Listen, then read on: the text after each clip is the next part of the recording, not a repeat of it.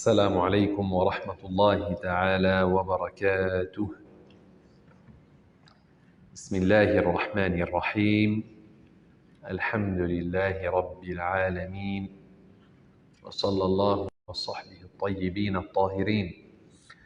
اللهم لا سهل إلا ما سهل، وأنت تجعل الحزن إذا شئت سهلا.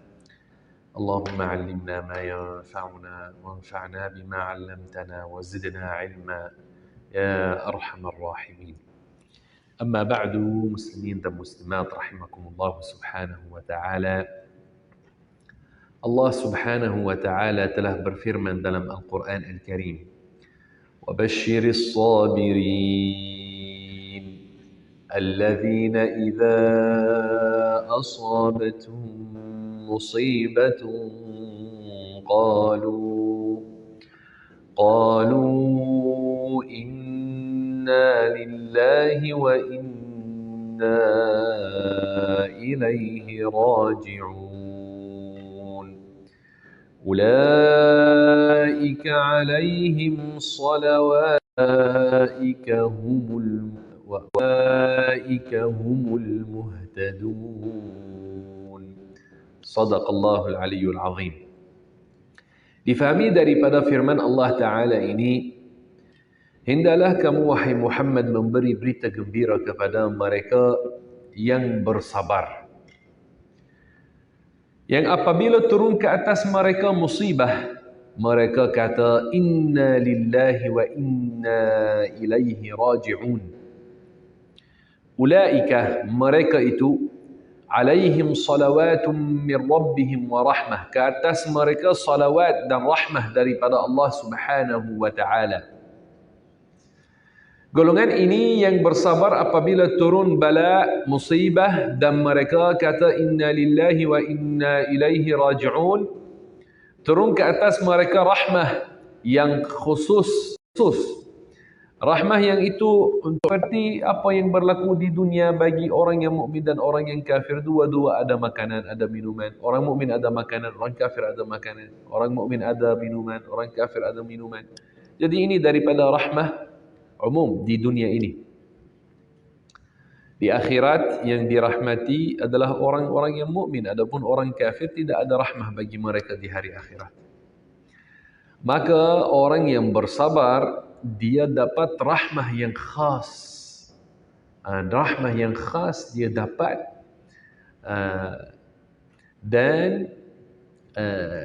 dan orang ini keadaannya keadaan yang dipuji, orang yang tidak membantah kepada Allah dan dia bersabar apabila turun bala dan musibah.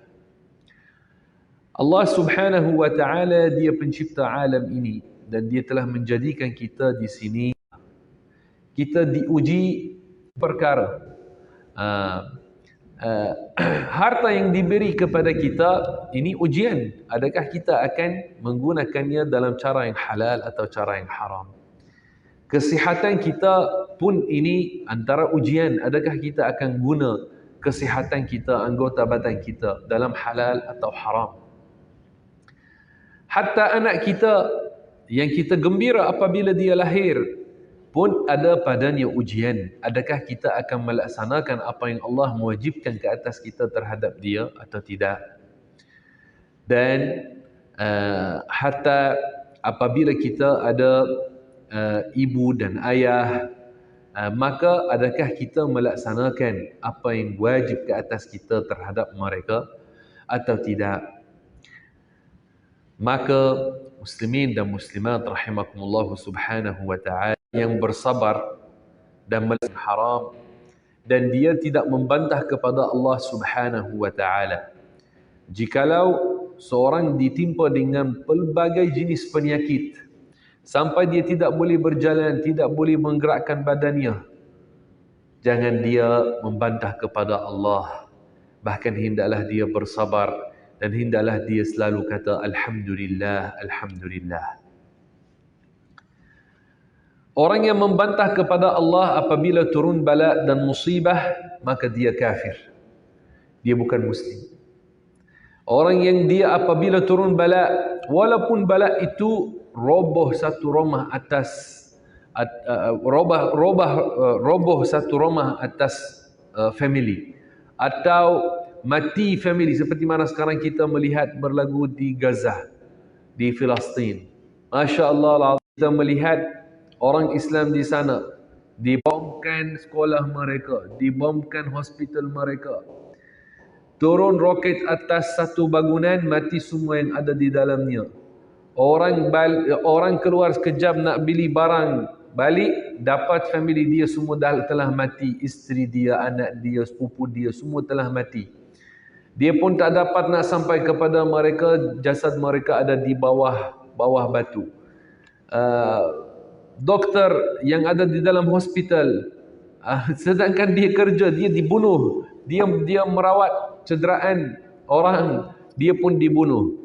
Orang di jalan, dia berjalan, turun atasnya roket, turun atasnya macam-macam, dibunuh. Tetapi walaupun berlaku semua itu, ini bukan maknanya bahawasanya agama kita agama yang hina. Bukan. Alaihimussalatu wassalam, yang telah dibunuh oleh orang-orang kafir. Yahya alaihissalam dipotong kepalanya. Zakaria alaihissalam apabila dia pergi, orang kafir mencarinya, mahu membunuh dia, maka ada satu pokok buka dan dia masuk ke dalam pokok, tutup, tapi kekal ada sebahagian daripada bajunya di luar. Mereka tahu dia ada di dalam, maka mereka potong pokok sedangkan Zakaria berada di dalamnya. Subhanallahil azim. Dan ini golongan Yahudi, Allah berfirman tentang mereka, wa qatlihimul anbiya, yakni mereka telah membunuh para anbiya. Kalau yang membunuh seorang nabi, perbuatan ini dikira perbuatan kufur. Kalau nabi dia jadi kafir, apatah lagi kalau dia membunuh seorang nabi, ini kekufuran. Mereka telah membunuh banyak para anbiya. Mereka telah membunuh mereka. Siapa lagi afdal? Para anbiya yang telah dibunuh oleh mereka sebelum, oleh datuk moyang mereka zaman dahulu, atau orang-orang yang ada di Gaza sekarang. Para anbiya lagi afdal, pun mereka telah membunuh mereka. Para anbiya seafdal-afdal ciptaan Allah subhanahu wa ta'ala, mereka telah membunuh para anbiya. Tapi ini bukan maknanya bahawasanya para anbiya ini mereka hina. Tak. Ini adalah bala dan musibah yang diturunkan atas orang-orang Islam di dunia, kerana dunia tempat ujian. Ini bukan menang orang yang dia bersabar dengan iman. Dengan iman. Adapun yang dia tidak beriman dengan Allah subhanahu wa ta'ala, walaupun berlaku kepada dia apa-apa, kalau dia tidak beriman, maka tidak ada baginya pahala, dan dia orang ini tidak dapat rahmah yang khusus yang turun ke atas orang yang bersabar, kerana dia tidak beriman dengan Allah subhanahu wa ta'ala. Syarat untuk seorang yang bersabar dia dapat rahmah khusus itu yang disebut dalam Al-Quran, ulaika alaihim salawatun min rabbihim wa rahmah. Syarat yang pertama adalah iman, beriman dengan Allah dan Rasulnya sallallahu alaihi wasallam, dan jangan seorang membantah kepada Allah subhanahu wa ta'ala. Jika orang kafir, dia seperti iblis yang telah membantah kepada. Tidak boleh dikatakan untuk membantah kepada Allah.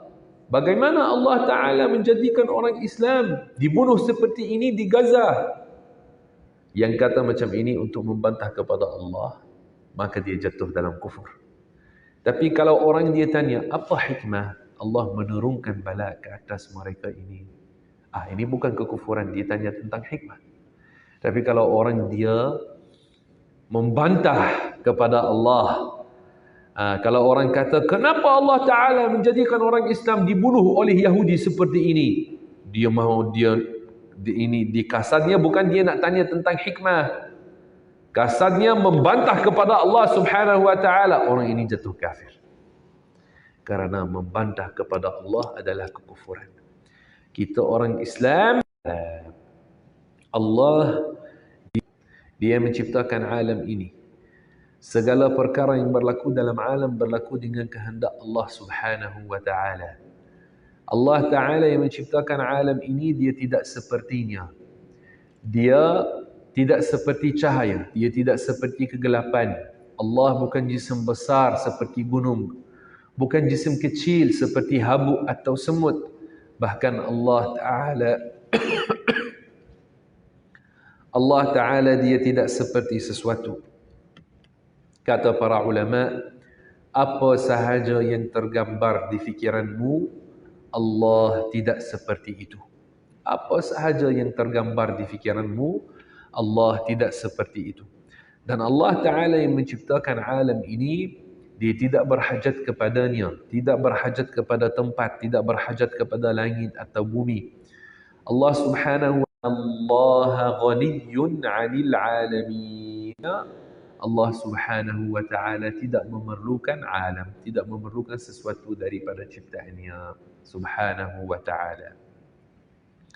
Karena ini kata ulama, Allah ada tanpa tempat. Allah ada tanpa tempat. Ini adalah aqidah ahli sunnah wal jamaah.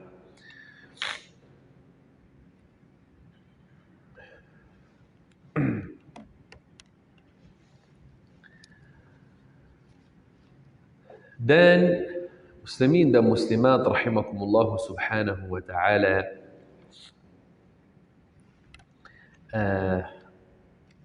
sekarang apa yang berlaku di Palestin, di Gaza secara khususnya,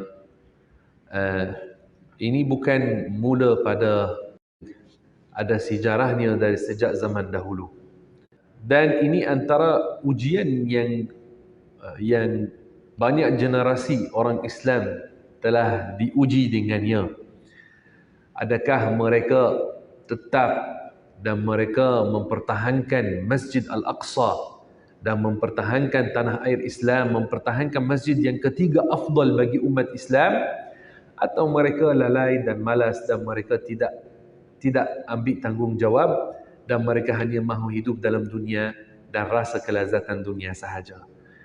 Maka subhanallahil azim, Al-Masjid Al-Aqsa yang ia masjid yang ketiga afdal, dan Rasulullah Muhammad sallallahu alaihi wasallam telah salat di sana bersama semua para anbiya pada malam Isra dan Mi'raj. Dia telah salat di sana bersama semua para anbiya pada malam Isra dan Mi'raj. Sallallahu alaihi wasallam dalam masjid yang mulia itu. Rasulullah sallallahu alaihi wasallam mengkhabarkan bahawasanya jika orang mahu musafir untuk membuat salat di satu masjid, maka hendaklah dia buat pemusafiran kepada 3 masjid sahaja. Masjidil Haram, masjid yang paling afdal, atau Masjid Nabawi, masjid yang kedua afdal, atau Masjidul Aqsa, masjid yang ketiga afdal. Masjidul Aqsa dibina kali pertama oleh Adam alaihi salam. Adam yang membinanya kali pertama. 40 tahun setelah dia membina Kaabah, dia pergi membina Masjidul Aqsa. Adam alaihi salam, Nabiullah Adam. Maknanya Masjidul Aqsa ini sangat-sangat lama. Masjidul Aqsa. Ibrahim alaihi salam apabila dia keluar daripada tanah Mesir, An-Numrud, tempat An-Numrud, maka dia keluar, dia kata tempat yang Allah suruh saya untuk pergi ke sana untuk membuat ibadah. Apakah tempat itu? Palestin. Maka dia pergi menuju ke Palestin. Lagi Musa alaihi salam apabila keluar bersama Bani Israel, orang-orang yang beriman daripada mereka, dia menuju ke mana setelah Fir'aun lemas dan tenteranya lemas, Allah Ta'ala telah menyelamatkan Musa dan orang-orang yang beriman. Dia telah menuju ke mana bersama mereka? Ke Palestin juga. Palestin itu tanah yang ada banyak barakah padanya. Dan para anbiya sebelum ini ada di antara mereka yang menuju pergi kepadanya untuk hidup di sana dan buat ibadah di sana. Dan Nabi kita telah pergi pada malam Isra dan Mi'raj, dan uh, dan Filastin itu adalah tanah bagi orang-orang Islam. Yang telah membuka Filastin adalah Umar bin Khattab. Kemudian oleh orang-orang kafir, maka dibebaskan semula oleh Salahuddin Al-Ayyubi. Kemudian setelah itu kerajaan Uthmani telah menjaga Filastin sampai diambil. Kemudian apabila masuk penjajah ke negara-negara kita, maka British ambil Filastin bawahnya, macam berlaku di Malaysia. Kemudian British mereka serahkan kepada Yahudi. Mereka bawa kelompok-kelompok Yahudi masuk. Kemudian kelompok Yahudi ini mereka buat kumpulan-kumpulan penganas teroris. Kemudian mereka serang kampung-kampung orang Arab dan membunuh mereka. Jadi ramai yang mula lari. Subhanallahil azim. Kemudian pada untuk duduk di tempat mereka lari ke tempat yang ramai daripada mereka dibunuh. Ada yang mereka menuju ke Lebanon, ada yang menuju ke Jordan, ada macam-macam. Ramai telah dikeluarkan. Subhanallahil azim. Dan ada sebahagian yang pergi ke Gaza, jadi di tepi, ada sebahagian di Dhiffa. Maka Yahudi telah mengambil sebahagian besar daripada tanah Filastin itu. Kita umat Islam tidak wajarnya lupa isu Filastin ini. Kita perlu untuk menyokong orang-orang Islam di sana, dan kita menyokong menyelamatkan Baitul Maqdis, menyelamatkan Masjidul Aqsa daripada penjajah. Isu ini isu yang kita membawa satu generasi nationality orang Muslim ini. Mana kita sokong bahawasanya Palestin itu adalah negara Islam, ia adalah negara bagi orang Islam, dan Palestin itu dan Masjidul Aqsa adalah masjid bagi orang Islam. Masjid bagi orang Islam. Ini kita tidak akan ubah. Walaupun mereka bunuh ramai daripada kita tidak akan tinggalkan ini. Apa yang mereka mahukan? Mereka mahukan kita semua umat Islam lupa isu Filastin dan serahkan Filastin untuk dijadikan negara bagi golongan Yahudi. Ini yang mereka mahukan daripada kita. Dan jangan sangka bahawasanya kalau ini dibuat, maknanya mereka akan puas hati dan mereka akan tinggalkan kita. Bukan. Kalau mereka ambil Filastin, esok mereka nak ambil Mesir. Kalau ambil Mesir, yang setelahnya mereka... bukankah mereka pernah buat? Tidak dikira lama penjajah keluar daripada negara kita. Bila keluar? Belum sampai 100 tahun lagi dia keluar. Kita merdeka pada tahun 57. Belum tamat lagi 100 tahun atas keluarnya penjajah daripada tempat kita. Dan ini bukti daripada sejarah. Tak jauh daripada kita bahawasanya tamak mereka adalah mahu ambil semua negara Islam. Semua negara Islam. Jadi, kita ini orang-orang Islam kena sokong each other. Mana-mana negara Islam, orang kafir mahu mengambil, penjajah mahu merampas hak orang-orang Islam, maka kita sokong dan buat solidariti dengan saudara-saudara kita di sana. Semoga Allah Subhanahu wa taala kurniakan kesabaran, kurniakan kekuatan kepada orang-orang Islam di Gaza dan di akhbar. Memang tak boleh senyum lagi. Hari ini saya buka akhbar daripada pagi, tengok semalam mereka bomkan satu hospital penuh dengan orang sakit, orang tercedera.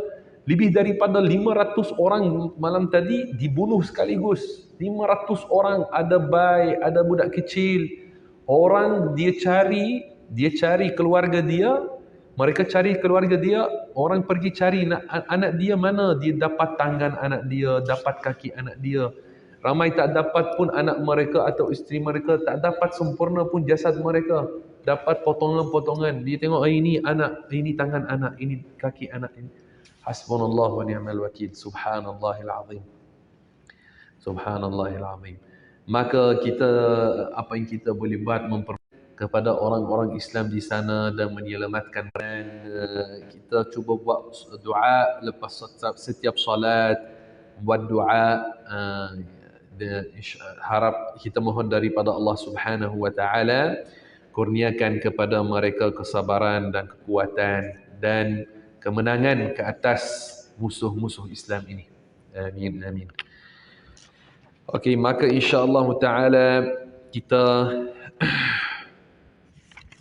akan sambung dalam kitab kita Aujaz al-Mukhtasarat. Pada pertemuan yang lepas kita telah habis perbahasan tentang mengurus jenazah, betul? Sudah habis perbahasan tentang mengurus jenazah. Untuk hari ini kita mahu mula perbahasan tentang zakat. Okey, perbahasan tentang zakat. Rahimahullah, fasal الأموال التي تلزم فيها الزكاة الإبل والبقر والغنم والنقدان والزروع المقتاتة وثمر شجرتي النخل والعنب وأموال التجارة. Ini adalah fasal yang memperbahaskan tentang harta-harta yang wajib zakat padanya. Okey. Zakat ia adalah antara 5 perkara yang paling besar dalam Islam. Zakat adalah antara 5 perkara yang paling besar di agama kita, agama Islam. Baginda bersabda, buniyal Islamu ala khams. Islam terbina atas 5 perkara.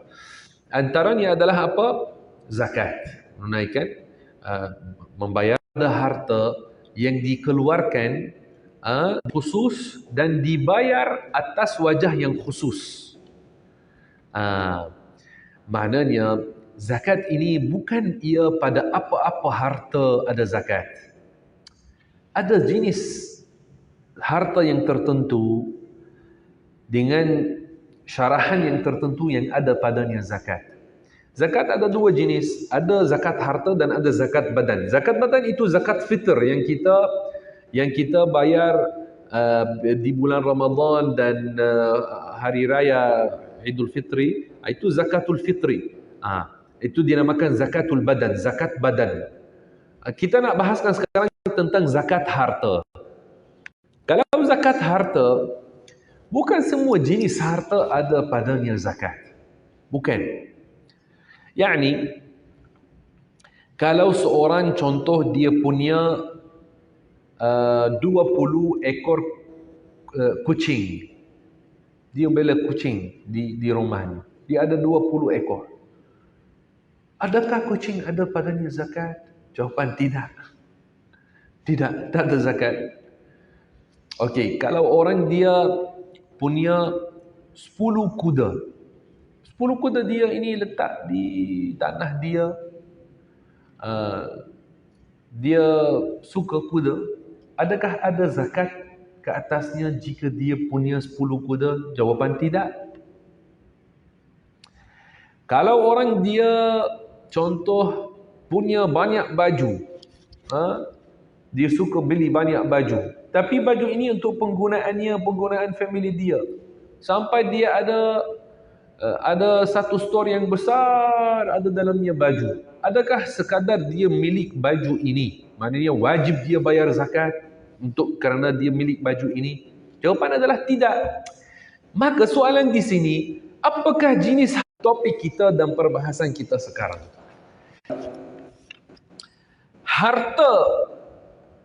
Harta-harta yang wajib zakat padanya ialah yang pertama, daripada jenis binatang. Apakah jenis binatang yang seorang punya maka wajib ke atas dia zakat?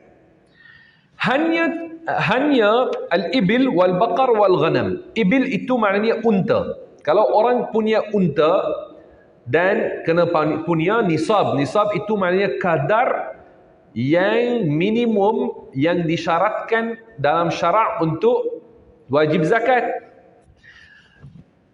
Orang yang dia punya 5 ekor unta atau lebih, kalau sempurna syarat-syarat yang lain kerana ada lagi syarat, maka wajib ke atas dia bayar zakat.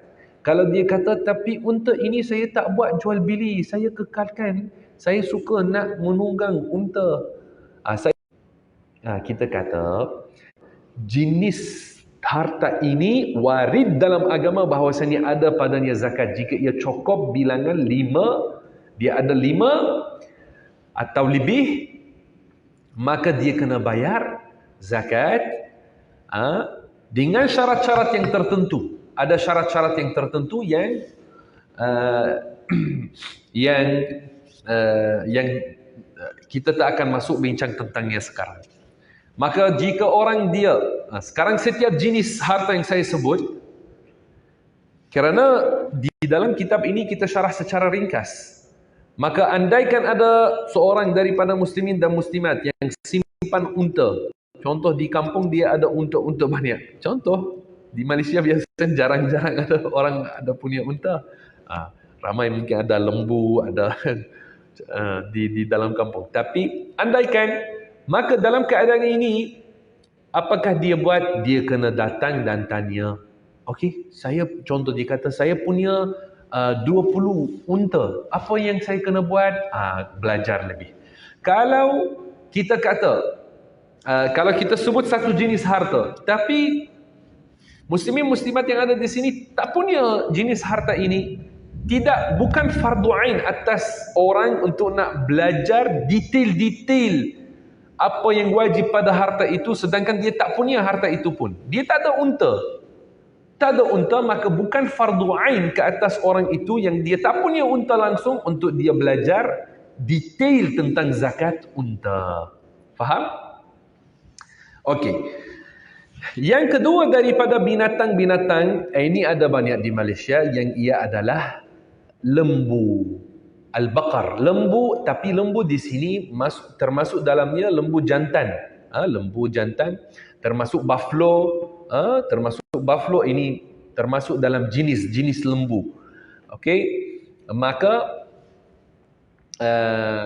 yang punya 30 ekor lembu atau lebih, maka dia kena belajar tentang zakat lembu. Kalau orang dia punya hanya 2 lembu, 3 lembu, 5 lembu sahaja, dia letak untuk dia mahu guna untuk susu, dia ambil susunya minum, dia guna untuk tanah dia, membantu dia di tanah dia, maka sekadar itu tak ada zakat lagi, belum, kerana tak sampai ke nisab. Nisab itu kadar yang minimum, dari kadar minimum yang warid dalam syarak yang wajib padanya zakat. Yani ada had, kalau sampai harta ke tahap itu, kalau lembu, okey, punya lembu berapa ekor? Kalau sampai ke tahap 30 atau lebih, itu wajib zakat. Kalau kurang, tidak wajib zakat. Okey. Kalau orang punya. Yang ketiga adalah al-ghanam. Al-ghanam itu masuk dalamnya biri-biri dan kambing. Biri-biri dan kambing. Yang kita kata dalam bahasa Inggeris, sheep and goat. Jenis yang ia sheep ada bentuk biri-biri, dan juga yang kambing yang ia goat, bentuknya lain. Maka ini wajib padanya zakat, tapi nisabnya adalah yang pertama sekurang-kurangnya 40. Apabila ada 40 dan lebih, maka kena belajar berapa wajib bayar zakat.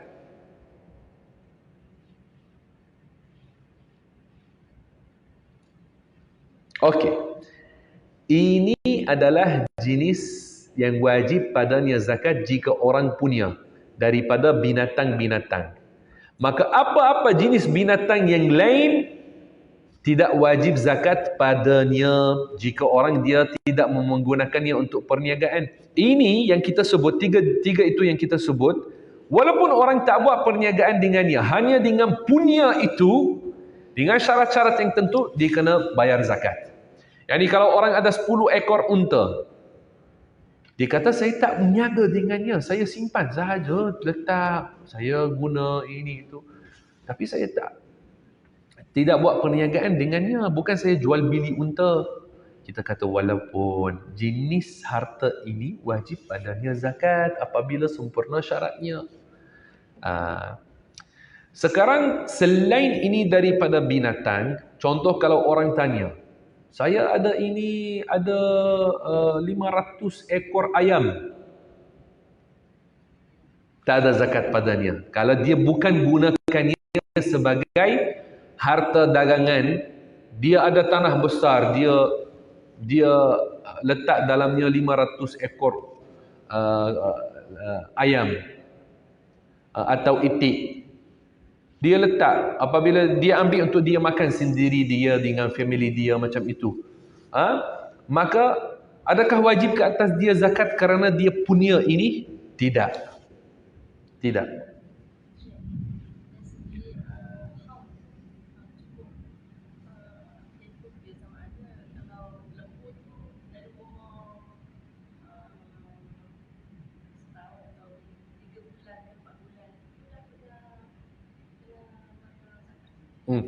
Kita akan tengok kepada bilangannya. Bilangan kalau cukup dan sudah tamat 1 tahun atas bilangan itu.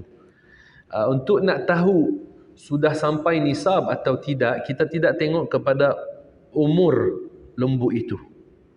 Kalau untuk lembu, untuk kes lembu, kita akan tengok dia ada 30 lembu, okey, 30 lembu itu dah tamat 1 tahun atasnya, itu haul, namanya haul. Cukup 1, maka dia kena bayar zakat. Kibas biri-biri itu masuk sheep. Kibas adalah sheep. Sheep dalam bahasa Inggeris.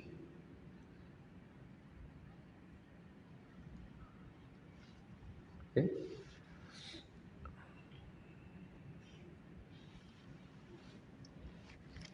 Okey.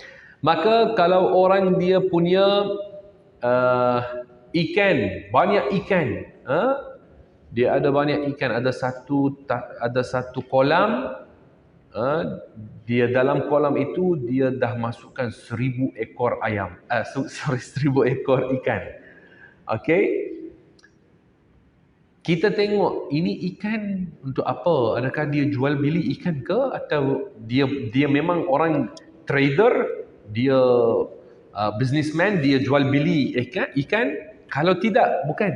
Dia akuarium besar ada 1000 ekor. Kalau sekadar itu, tidak wajib zakat pada ikan itu, kerana jenis ikan ini tidak wajib zakat pada dirinya, tak wajib zakat. Maka bukan apa-apa harta yang orang punya wajib padanya zakat.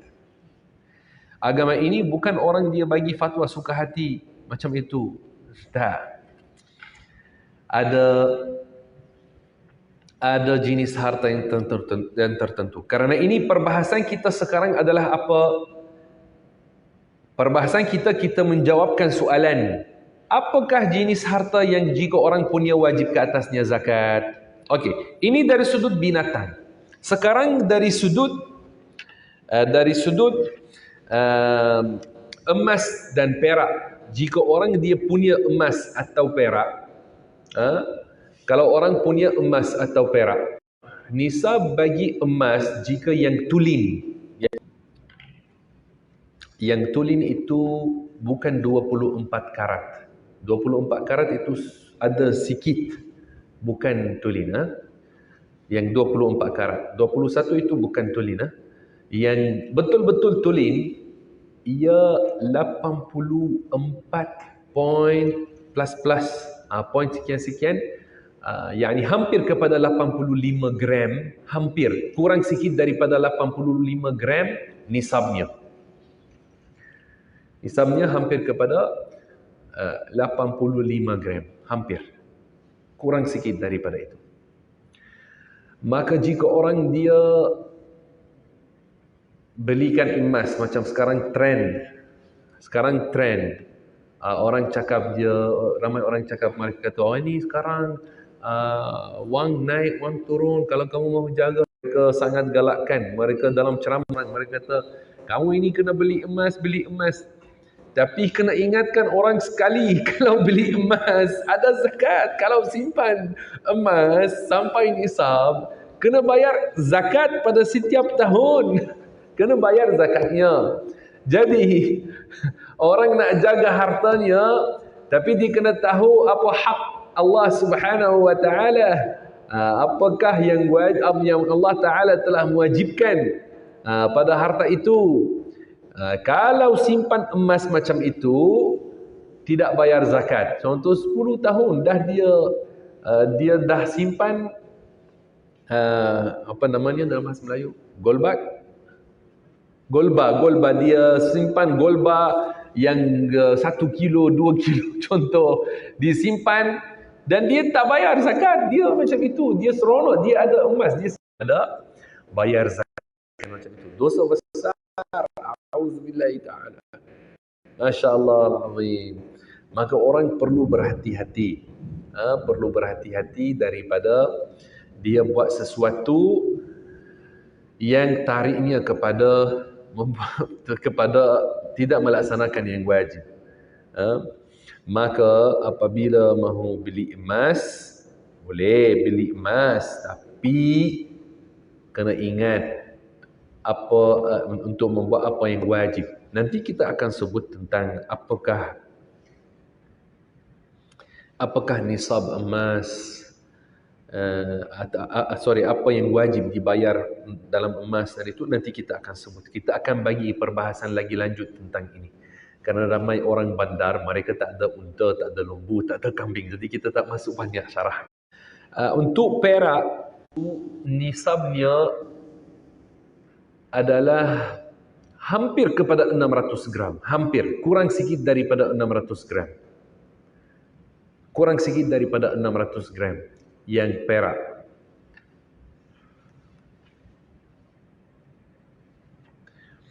Emas dan perak, walaupun orang dia tidak buat perniagaan dengannya, dia ambil, beli, simpan di rumah. Macam tu. Setiap kali berlalu haul ke atasnya, 1 tahun tamat dalam miliknya dan itu kadar nisab. Contoh dia ada 200 gram, dia dah simpan di rumah macam itu. Setiap tahun dia kena bayar zakat. Tak semestinya dia bayar zakat, dia potong daripadanya dan bayar. Boleh dia beli emas contoh.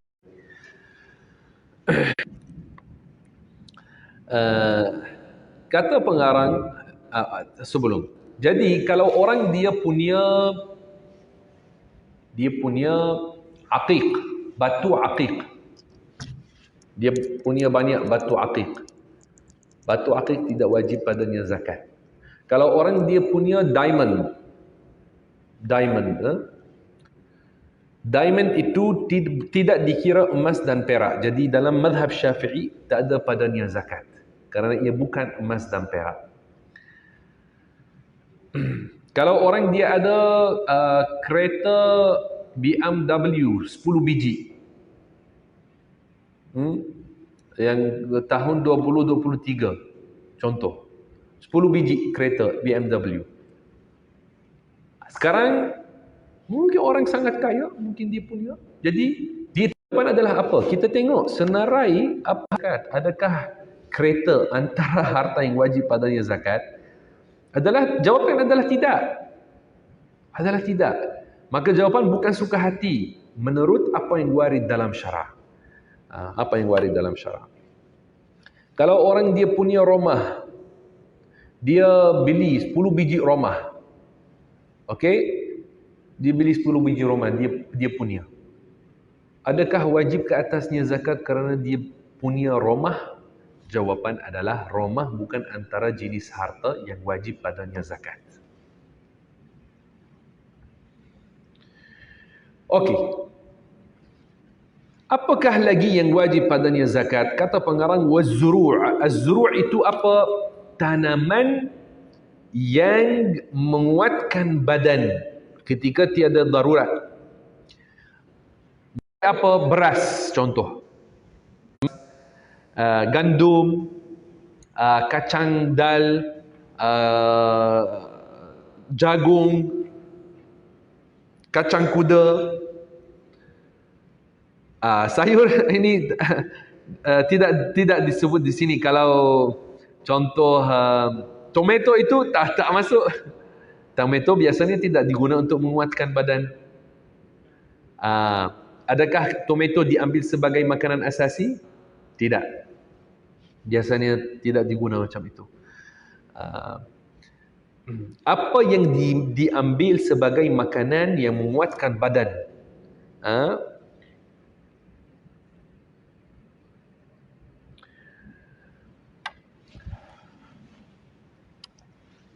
Okey. Ini dari sudut tanaman. Sekarang dari sudut buah-buahan, apakah ia dua? Apakah ia buah-buahan pohon tamar? Yani tamar itu tamar wajib zakat pada tamar.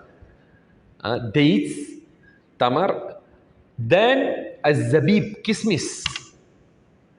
Kismis. Hanya tamar dan zabib yang wajib padanya zakat.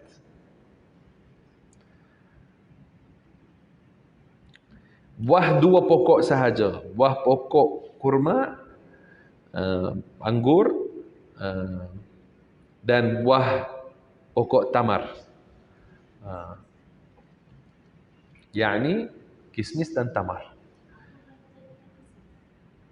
Anggur apabila ia kismis dikeluarkan daripadanya zakat.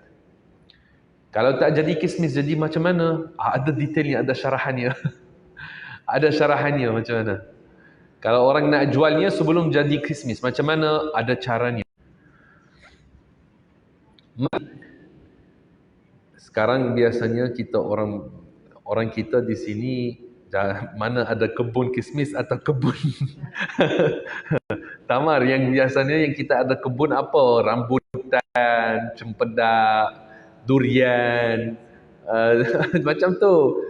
Tapi kebun ini tak ada, biasanya kita tak ada di Malaysia. Tak tahu kalau ini anggur, anda dengar di Perlis, dah ada di Perlis anggur tu.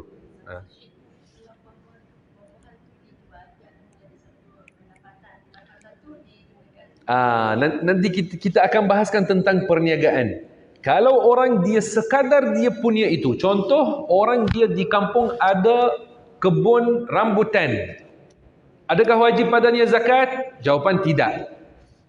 Apabila dia kebun durian, kebun rambutan, buah-buahan selain apa yang disebut di sini, tak ada padanya zakat. Pada dirinya tak ada zakat. Sekarang kalau dia ambil, dia buat perniagaan, dia guna untuk membuat perniagaan, itu masuk dalam detail yang lain.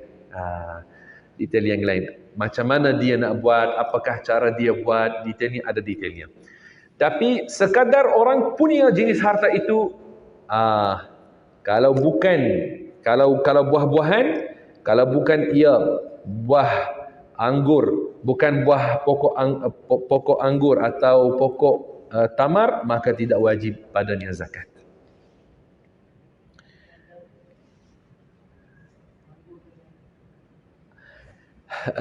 Itu khamsatu awsuq, 5 awsuq. 5 awsuq itu 1,200 cupak. Kalau sikit-sikit tak ada zakat. Kalau pada tahap, kalau tak sampai kepada bilangan ini, tak.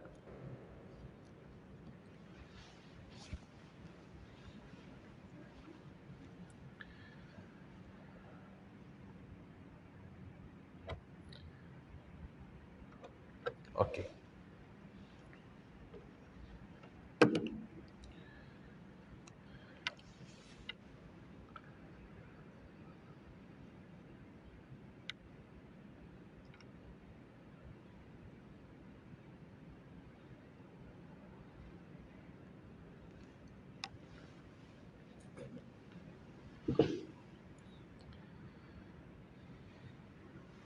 Kata pengarang wa amwalut tijarati, yakni harta perniagaan.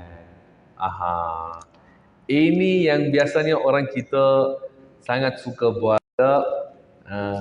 Ada minat untuk kek, orang ini suka niaga subha, orang ini suka niaga siwak, orang ini suka niaga tudung, macam tu. Jadi ini banyak. Jadi ini saya nak syarahkan dengan detail sedikit kerana ramai daripada orang kita memang dah masuk dalam isu perniagaan ini. Maka untuk zakat perniagaan, setiap harta yang dimasukkan, dijadikan zakat perniagaan, kalau pada akhir haul, pada akhir apabila tamat tahun, 1 tahun atas perniagaan, nisab ada, maka kena bayar zakat. Tapi kena faham apakah makna perniagaan itu. Apa makna perniagaan? Perniagaan maknanya apabila kita jual beli dengan niat membuat untung untuk nak orang dia tukang kayu. Okey. Kita bagi dia upah untuk membuat pintu bagi kita. Bagi dia ambil upah, dia terima upah. Upah ini adakah dia dah jual apa-apa? Dia tak jual apa-apa. Servis. Jadi apabila dia ambil, tak ada zakat ke atas dia pada harta itu. Kerana ini bukan perniagaan. Perniagaan adalah jual beli dengan niat membuat untung. Untuk maksud nak membuat untung. Apabila seorang jual beli dengan kasar nak buat untung, itu adalah ia. Contoh, seorang beli satu handphone. Walaupun barang yang kecil, dia beli satu handphone dengan niat mahu jualnya dan mahu buat untung. Maka di sini dah dia mula perniagaan. Dia mula perniagaan apabila tapi apa yang saya jual adalah saya ada contoh. Orang tanya, saya hanya jual tudung sikit di rumah, kenalan-kenalan saya jual kepada mereka tudung. Jual tudung itu dikira perniagaan. Dikira perniagaan. Dia jual kek. Kek itu dikira juga perniagaan. Bukankah ada jual beli? Dia jual, kemudian dia beli barang, kemudian dia jual, kemudian beli, kemudian jual. Itu perniagaan. Maka bagaimana dia nak kira? Dan apakah dia akan buat? Macam mana dia buat?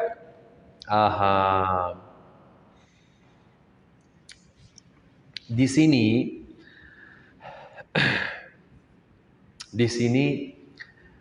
sebenarnya ini isu yang sangat-sangat mudah, tapi ada ramai orang khayalkan kerana mereka tak belajar detailnya. Mereka khayalkan bahawa sini mereka kena buat banyak kiraan sepanjang tahun untuk mereka tahu macam mana nak bayar zakat. Ia sangat mudah. Hanya apabila tamat 1 tahun, tengok, kamu mula perniagaan, kalau orang kata saya tak ada rekod, apalah, saya tak tulis apa yang saya dah jual, apa yang saya beli, saya tak tulis. Walaupun tak tulis. Apabila tamat 1 tahun, kamu tengok berapa harta perniagaan yang masih lagi baki dan harta contoh ringgit yang masih lagi simpan yang ia niat nak beli dengannya lagi barang dagangan untuk nak jual beli. Berapa ada dan berapa tinggal barang dagangan. Contoh orang niaga tudung, contoh, okey, berapa helai lagi ada? 100. Kita akan nilaikan harta perniagaan ini berapa nilainya. Macam mana kita nak nilaikannya, dengan apa? Asalnya adalah seperti mana disebut dalam kitab para fuqaha, jika orang mula perniagaannya dengan emas tak mula dengan perak, dia mula dengan ringgit. Akan melihat akhirnya di negeri itu apa yang diguna emas atau perak zaman dahulu. Maka kalau yang diguna adalah emas, dia nilaikan dengan emas. Untuk nak tengok ada nisab atau tidak. Maka dia akan tengok harta itu, okey, dia contoh ada 100,000 ringgit contoh. Ini dia niat nak beli lagi dengannya barang. Dan stok ada 1,000 pieces lagi stok. Dia belum jual lagi. Dia akan tengok, kalau ini dia jualkannya sekarang, berapa dia boleh dapat dalam pasaran, harga di pasaran. Berapa dia boleh dapat harga? Contoh, dia boleh dapat RM100,000, contoh. Jadi RM100,000 cash adalah RM200,000. Ini kalau dia nak nilaikan dengan emas, dia akan tengok RM200 ini berapa nilainya kalau dibanding dengan emas. Adakah ia cukup nisab? Yani kalau nisab emas adalah hampir kepada 85 gram. Adakah ia boleh belikan hampir 85 gram? Kalau ia dan lebih juga, maka dalam keadaan ini maknanya dia ada nisab. Okey, apabila dia ada nisab, dia buat apa? Apabila ada nisab, dia kena keluarkan sebagai zakat 2.5%. 2.5% dia kena bayar zakat. Itu adalah kadar zakat perniagaan. Betul. Bukan, ia masih lagi dalam kedainya ada stok dan ada cash. Dia kena nilaikan stok yang ada berapa nilainya dan cash yang ada di tangannya yang ia masih lagi juga harta perniagaan, berapa nilainya. Dia akan totalkan berapa nilainya, dia banding dengan emas. Dalam kalau kiraan emas, adakah ia sampai nisab? Ini jika dia jika pada tempat yang dinilaikan dalamnya dengan emas, maka kalau ia, maknanya kena bayar zakat. Berapa dia bayar? 2.5% daripada harta perniagaan itu. Dalam mazhab Syafi'i, kalau dalam mazhab Syafi'i, zakat perniagaan dia bayarnya dengan sama ada emas atau perak dalam mazhab Syafi'i. Tapi kalau dalam mazhab Abu Hanifah, boleh dia bayar dengan ringgit. Boleh bayar dengan menggunakan ringgit. Sekarang ramai orang pakai ringgit apabila nak bayar. Itu dalam mazhab Abu Hanifah. Kalau mazhab Syafi'i, maka dia bayar sama ada emas atau perak. Ikut apakah yang dia nilaikan dengan apa. Dia nilaikan dengan apa.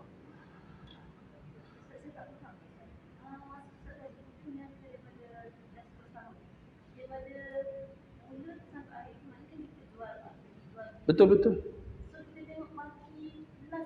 Betul, exactly. Sangat mudah macam itu. Macam kamu telah faham, itu exactly. Maknanya, kalau makcik yang dia niaga tepi jalan, dia kata, aku ini tak pandai tulis, tak pandai buat rekod lah. Saya tak buat rekod apa, saya jual tak buat rekod apa. Kita kata, walaupun tak buat rekod, tarikh bila makcik mula? Dia kata 1 Ramadan saya mula ini. Dah tamat 1 tahun hijrah, kita akan nilaikan sekarang barang yang ada. Makcik ada yang masih lagi makcik belum jual. Dia kata RM10,000 contoh. Mudah kita buat kiraan bagi dia. Agama kita mudah, bukan susah. Bukan susah. Jika makcik kata, tapi ada sebahagian daripada harta perniagaan ini saya telah guna nak beli baju untuk anak. Saya dah beli kereta untuk anak saya yang lain.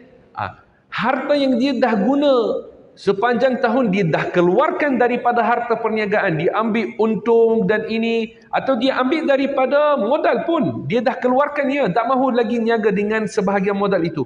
Dia keluarkan, dia dah beli keperluannya. Semua itu tidak dikira. Kita tak tengok. Kita tak tengok kepada semua itu. Kita hanya tengok pada akhir itu. Pada akhirnya sahaja kita tengok kepada itu. Berapa harta perniagaan yang dia ada, sama ada cash atau dalam bentuk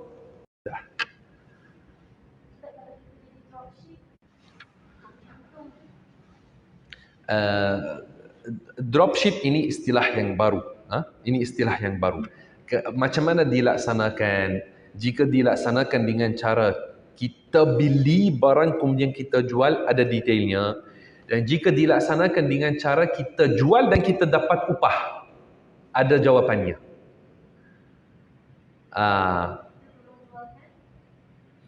Tolong jualkan maknanya kita tak beli. Bukan kita beli kemudian kita jual.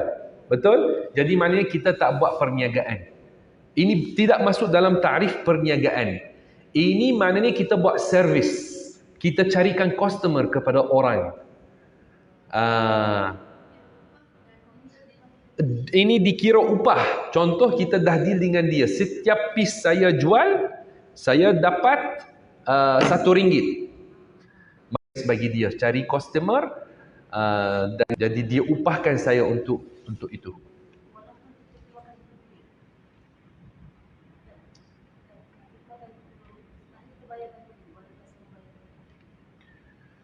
Inilah ada detailnya lagi. Kalau kita dah bayar duit daripada kita untuk dapat barang itu, maknanya kita belikannya.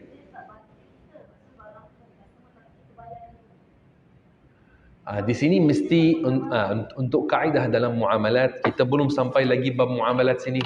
Nanti saya akan syarah banyak tentang isu muamalat, macam mana kaedah jual beli, macam mana syarat dan rukun.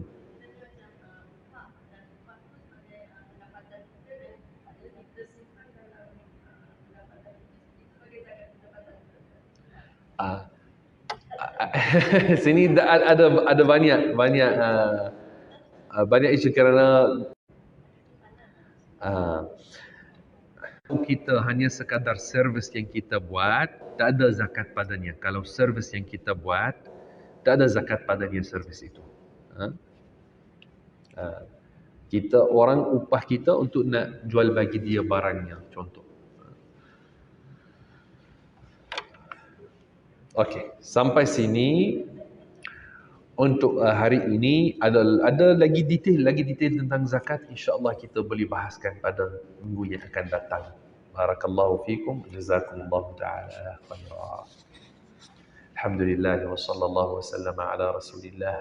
اللهم يا أرحم الراحمين يا أكرم الأكرمين فرج الكرب عن المسلمين في فلسطين اللهم فرج الكرب عن المسلمين في غزة اللهم يا ربنا يا إلهنا انصرنا اللهم يا ربنا انصرنا على اليهود اللهم يا ربنا يا إلهنا احفظ اللهم ارحم موتى المسلمين في فلسطين اللهك الواسعة اللهم يا ربنا يا إلهنا اشف جرح المسلمين في فلسطين وفرج كروباتهم يا أرحم الراحمين والحمد لله رب العالمين. بارك الله فيكم. السلام عليكم.